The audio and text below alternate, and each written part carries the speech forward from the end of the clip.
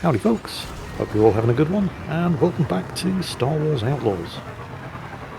We're still trying to get the Trailblazer's hyperdrive fixed, and in order to get that done, Waka tells us that we're going to have to get our speeder upgraded.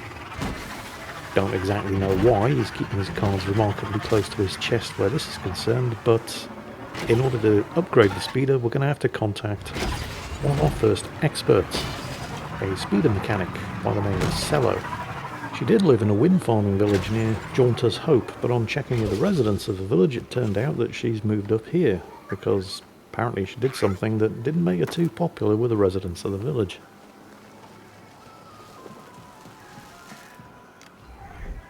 Are you CeeLo? I need to kick up the power on my speeder. I don't work with off-worlders anymore. But you look like you're out of options. Got a name? Right, sorry. It's Kay. Kay Vess. I can help you, Kay. But if you want a real kick, I'll need a part. An atmospheric accelerator. The imps have one in their wind harvester. I mean, why don't I just steal it for you then? Oh yeah? Then take these. They'll power down the turbine, and that's your way in. All right, sounds good. I'll take care of it and meet you back here. I'll send the coordinates. I'm sure this is going to be very simple and completely straightforward, but we're definitely going to need to do this, and not just because it advances the story, but also Cello is an expert. Hang on tight. There's basically two ways of improving your character in Star Wars Outlaws. It's not like other games where you earn experience and level up. I mean, Kay at the start of the game is technically exactly the same as Kay at the end of the game. It's just that Kay at the end of the game has better equipment and has unlocked abilities. And you unlock these abilities by recruiting experts and performing tasks for them. And CeeLo here is one of the first experts available to you. But there tend to be two experts that you can unlock on each planet. Here on Toshara, it's CeeLo, the speeder mechanic, and an unnamed slicer, who we have yet to encounter. Star Wars Outlaws is no different from the rest of Star Wars as a whole, in that it features a whole bunch of planets that are defined by a single environmental feature. You have Tatooine, the desert planet, Hoth, the ice planet, Endor, the forest planet. Toshara here is the windy planet, hence all the wind farmers. And the Empire has its own wind farming operation, obviously on a much, much bigger scale. And this is a problem for the locals. Hey, CeeLo, how do I use those, Mag disruptors. Just secure them to the circuit panel near the turbine. Guess I probably could have figured that out. Oh, and they're low capacity, so the charge might not last. All right. Let's go, Nix. When you come to this point in the game, do not do what I did here and enter the turbine tunnel on foot. You're supposed to go in with your speeder. Now if you do this, you're basically screwed, because you need the speeder in order to get past what's coming up ahead. If you enter this tunnel without the speeder, you're completely stuffed for two reasons. First, the turbines aren't going to stay down forever, which means you can't get back out on foot. Those charges didn't really last. I'm past the turbine, but now my exit's blocked. Shouldn't be a problem for you, though. I mean, you are really good at this. No, yeah, I am. You just think there'd be an easier way to get an atmospheric accelerator. Actually, I only made the one. It's in the converter room at the top of the harvester. The Empire stole it? I gave it to them. In exchange for some off-world parts. I didn't know they'd use it to divert the winds and cut off our farmers. Well, the good news is, they won't have it for much longer. You see, now that the turbine fan is powered up again, I can't go back out and get the speeder, and I need the speeder to get past the next part. I mean, probably should have guessed that I was going to need the speeder, considering I'm doing a job for the speeder mechanic, but, well, I didn't. It's not the end of the world, though. You just have to die, which will be very easy to do when you come to the uncrossable pit that you need the speeder to get over.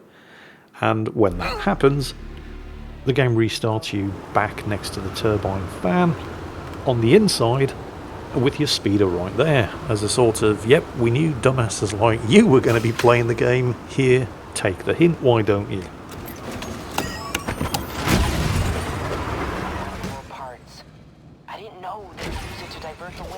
off our farmers. Well, the good news is, they won't have it for much longer. Could've used a few more of those mag disruptors. And with the speeder, you can get over that pit without killing yourself. Watch out for those turbines, though. I mean, this is a wind farm. There are some very powerful winds in here. First obstacle, force field. Now there's a switch on the inside, and we can send Nix through the maintenance ducts. Push the button and drop the force field for us. Good boy, Nix. There's a door on the left that we can't get through, but there's a very suspiciously handy maintenance duct here. This facility is completely automated, by the way. So the good news is that there are no enemies that you're going to need to fight. The challenge in this place is all of the climbing and jumping puzzles. And depending on how good you are at climbing and jumping puzzles, this could be a good thing or a very, very bad thing. It starts you off nice and easy. This first one's pretty simple and also pretty gentle. Those fans will blow me off these pipes if I try to cross while the fans are blowing. However, they won't kill me because over to the left of the pipes there's a sort of platform on a slightly lower level there that I will land on if I'm dumb enough to try to cross this particular puzzle while the fans are blowing. So this is a sort of introductory don't try to cross anything while the fans are blowing lesson with a nice gentle fall to ensure that you take the hint. Future puzzles will not be quite as generous. Okay. So I think where I need to be going, there's a sort of yellow light down there. And just in case you didn't get the hint, see, I was thinking that capacitor or transformer or whatever it is was going to need to be shot in order to power something up, which is normally the case when you see something like that. But no, this is just here to tell me this one particular fan in front of me is broken because it is unpowered and it is safe to use. The other fans, not so much. So this is the game telling us that we need to do something to the power in order to get past these fans, because if you yeah, that happens. Like I said, future puzzles, not quite so generous. So let's try that one again, taking into account the harsh lesson that we just learned. So you can see that there are power cables. If we use Nix to take a look, although we didn't need to, it was fairly obvious. Yeah, I'm going to need to blast that. That's the capacitor providing power for that fan. Question is, how long is it going to stay unpowered? Well, let's find out. Come on, let's go. Oh, we're going to need to drop down. There's two of them. And we're going to live. At least for now. You get the idea, yeah? So, where to now? A lot of wind-based puzzles in this wind farming facility. I know. Who'd have thought? Okay. Okay, I can see another... I mean, I'm clearly going to have to climb up here. But I didn't see anything that I could shoot to disable that other fan. It's because there isn't anything that you can shoot to disable this other fan, but it's not active permanently. So you just wait for it to stop blowing and then you should be able to make your way across. Where am I going? Oh, I'm going down. Alright.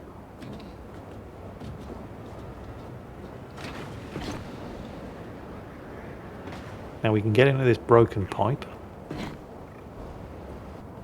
And it's one way only. I'm okay. I'm okay. So now where are we going? Anything down here?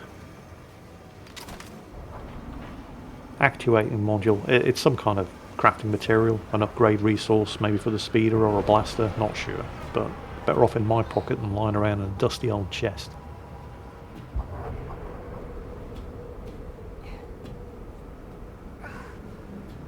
And we're through.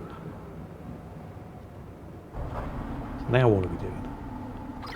Why do I get the feeling you didn't really need this thing to boost my bike? Well, I could have used something off the shelf. but this accelerator will give you a much stronger kick. I'll be the judge of that. Alright, got to time my run past these things. Seems fairly simple. I'm sure it's going to get more complicated later though. I'm going to need to time this as well. Wait for them to come back on, wait for them to stop, climb up, cross over to the left I think. But it's not giving me a climbing point. Sometimes the game does this. Yeah, there it is, but it's probably too late now. I've had occasions where I've been trying to mount my speeder and the climb on board the speeder button just doesn't appear. Prompts failing to materialise when they're supposed to like this, when you're trying to navigate a puzzle like this, could be fatal. So yeah, that's not good. Let's see what's inside the chest. Probably just going to be crafting materials. Yep, more ray accelerators. So that's a blaster upgrade. Right, so I'm going to need to zap this. Didn't power anything down though, or did it? So I'm supposed to swing across. But I don't see how I can make it over with that fan blowing. Oh, there's another one over there. There it is. Right, okay, now we can swing across. Here's another extremely annoying and potentially fatal control-related thing. You see, the first time, much earlier on, the game got you to do this sort of thing, it prompted you to press the C key to drop off. Do not listen to this game's bullshit. Do not press the C key, because that will drop you off regardless of whether or not you're going to make the jump. Instead, and I had to learn this one the hard way, press the spacebar, because the spacebar will only drop you off when you are going to make the jump. More goodies in here. Yeah, this section of the game was very much a learning experience. Right, is that thing going to start up? It is. Okay. There's another one up top. So wait for this one to stop. And I'll probably have to wait here for the next one just in case. Well, not here, but there. Actually, do I need to go? No, I don't. I can just drop down onto this ledge. Alright. But yeah, like I was saying, this part of the game is very much a learning experience. Unfortunately, the only thing that you're going to learn is that the climbing and jumping mechanics are not very good. I mean, I've probably just been spoiled by playing something like Horizon Forbidden West, where this sort of thing, they managed to make it both look awesome and be almost completely idiot-proof. See, you've got to wait for these things to come out again and then jump across the lower ones before the upper ones knock you into the void. Now, if this was Horizon Forbidden West, you would just run, press space, run, press space, run, press space, and you'd be over. Wow. And you'd look really cool doing it. But it is not Horizon Forbidden West. It's Star Wars Outlaws, so watch what happens. Gonna wait for the lower pistons to pop out and then we'll jump across. Here we go. And straight into the gap.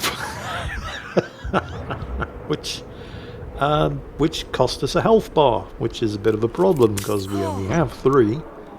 And I'm out of Bacta vials, which imposes a very, very hard limit on exactly how many times you can miss... Well, it didn't even mistime the jump. It's just that if you jump, you will jump a certain distance. So it's more a question of where you start the jump from and how fast you're going, rather than triggering the jump at the correct time. I mean, I acknowledge that this is probably just more a case of, well, one, my being crap, and also being spoiled by the way a game like Horizon Forbidden West handles this sort of thing. Because this owes more to games like Uncharted or Assassin's Creed, and people have been navigating those games just fine. So it's probably a taste thing rather than a mechanic thing, but that doesn't mean I have to like it. It is something that I did get used to though. In particular, learning to press the space bar to do your drops rather than doing what the game prompts you to do the first time it shows you how to do this sort of thing and pressing C, which more often than not will just get you killed. Right, where to now? Still looking for this. That must be Ah, it. found it. There it is. See what else is in here first time. That was actually a generous amount of credits. It's pretty good. Right, let's grab the accelerator.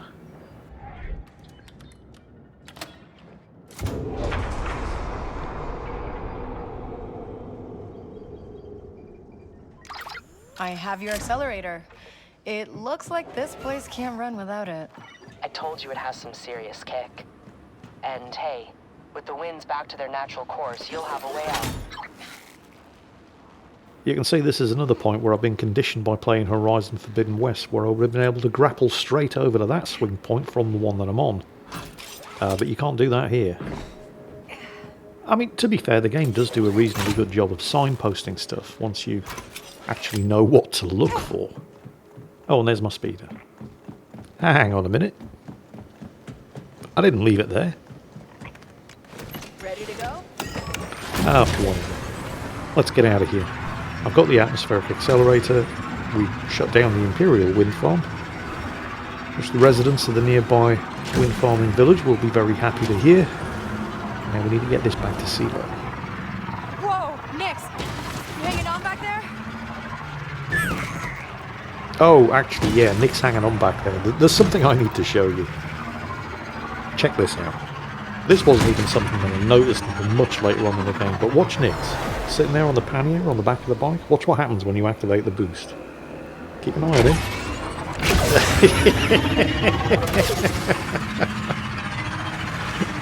Nix is fantastic.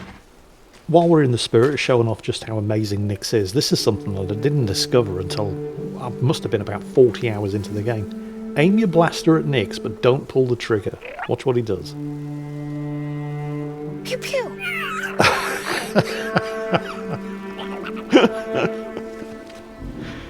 Nix is easily the best Way to thing go. in this game. He's just amazing. Anyway, back to the plot. Back to Silo and hand over the atmosphere accelerator? Whatever. The thing.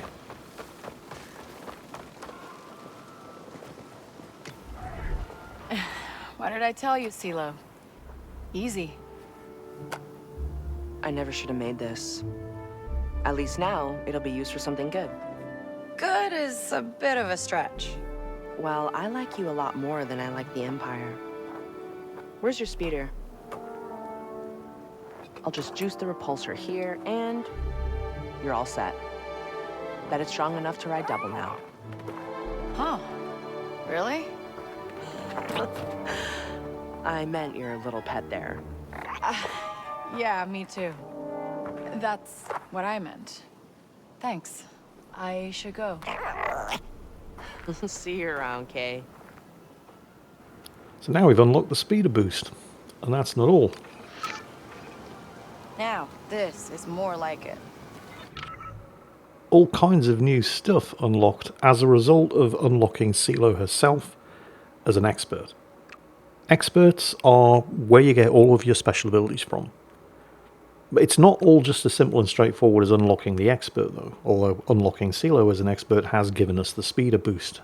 But she also gives us a whole bunch of other special abilities that we're either going to need to track down key parts for, or perform, I suppose you could call them achievements, in order to actually go about unlocking them. So let's take a look at what we can look forward to now that we've unlocked Silo, the mechanic expert. For a start, we've got the speeder boost ability. This is basically a freebie that you get just for unlocking her, but she has 5 other abilities that we can learn, like the speeder jump, which we can get by performing a 60-meter long jump on the speeder without falling off. The treasure hunter ability for Nyx. She also gives us the ability to use a smoke bomb for when things go very, very badly wrong and we get detected when we'd rather not. The scoundrel's pouch, which allows us to upgrade the number of grenades and Bacta-vials that we can carry. And there's even an upgrade for the scoundrel's pouch, but you have to unlock the first level of it first. The next expert that we're going to unlock is the slicer. And again, this is something that we're going to need to do in order to progress the story. Unlike with Silo, however, we don't actually know who or where the slicer is. But we do have a tip. For this, we're going to need to head back to Makal's gambling parlour in Miragana.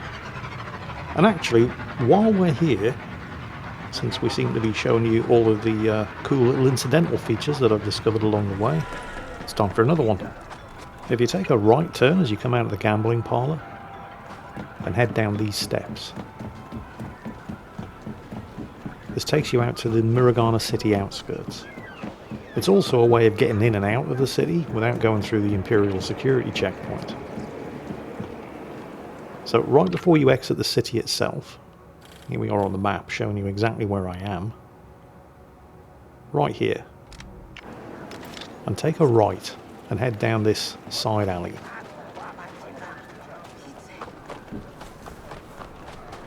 Just after the two mechanics, you can squeeze through the gap in these crates.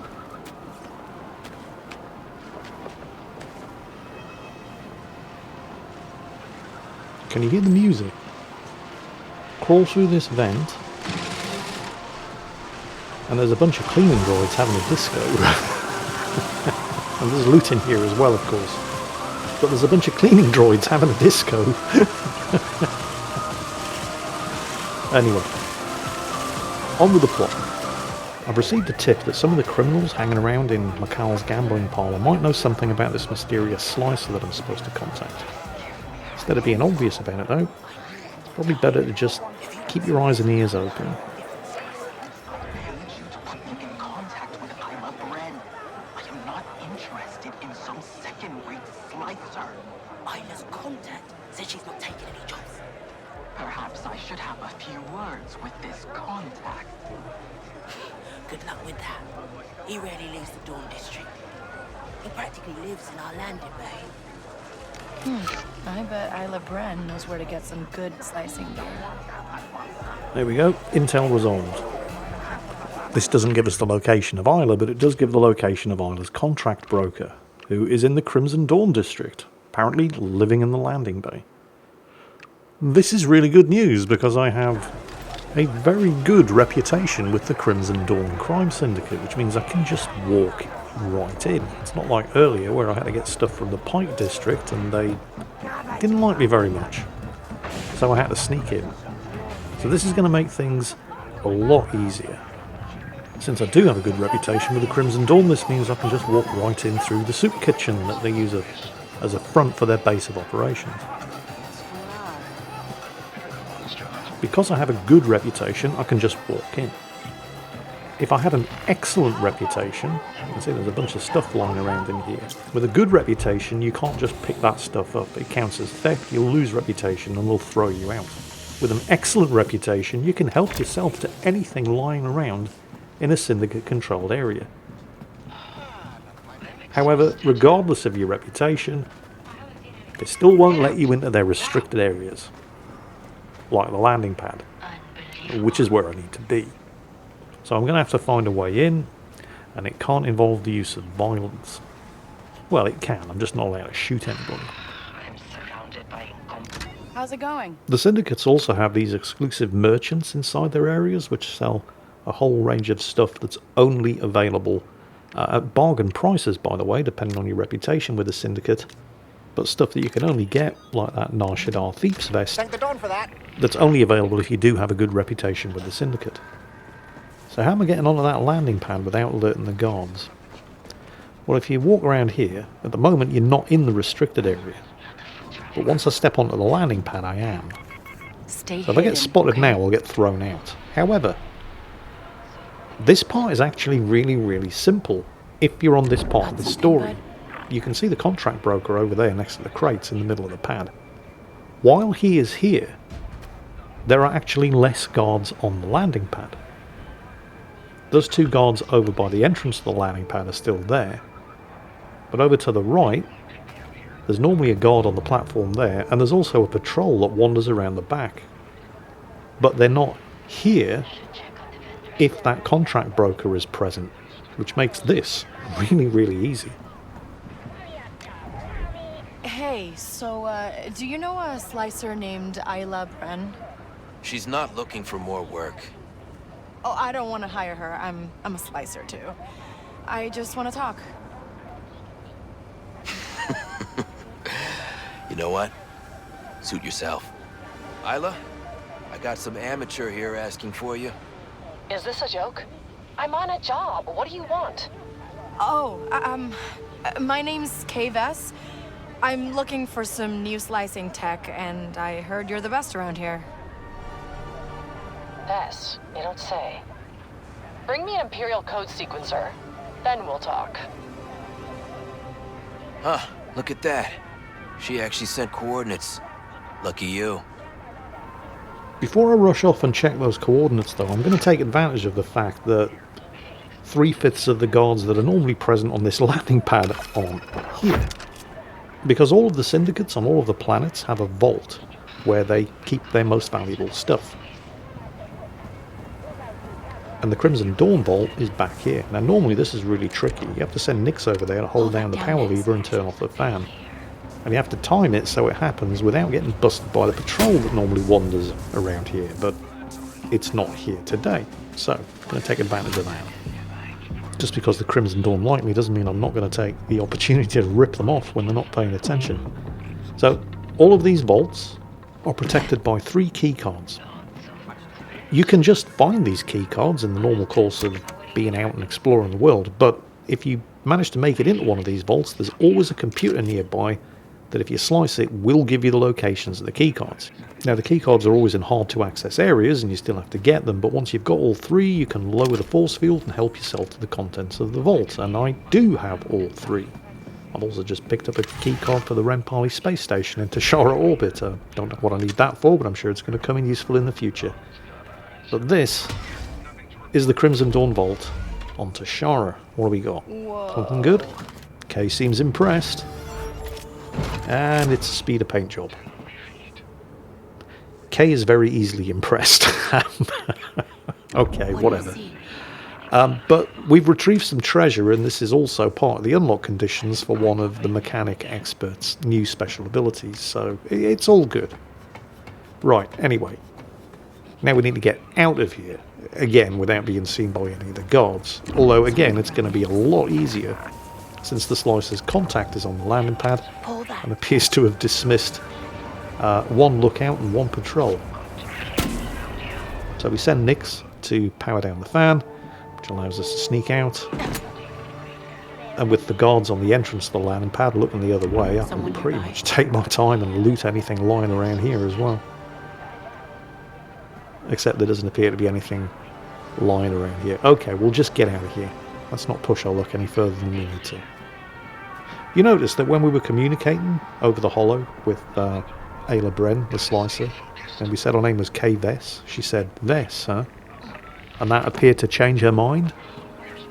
Kay's mother, Rico Vess, was a very famous criminal and Slicer.